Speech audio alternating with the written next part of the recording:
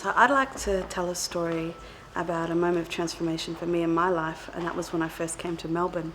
So I was living in Sydney, where I grew up and where I'm from, and I was studying communications, and I was a young student just finishing in film and sound design, and I'd also developed a really strong interest in oral history.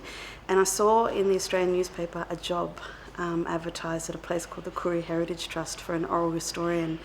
And I thought this would be an amazing job to have. So I applied for this position, and I didn't even think I'd get an interview. You know, I was just a fresh sort of 23-year-old student, but I was granted one.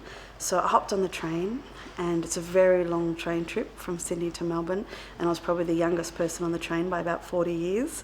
But I did love that trip. So I came to Flinders Street Station and, arrived at a kind of completely foreign landscape for me. It was completely different. All the street signs were different. The taxis looked different. It felt like there should be different currency.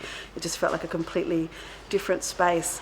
And I walked from Flinders Street Station to the Koori Heritage Trust, which was in Flinders Lane at that time, and did my interview, and I got the job. So I got this amazing position as oral historian, and I was allowed to travel around the state to, a variety of Victorian Indigenous communities, listening to the stories of elders and recording these stories for future generations.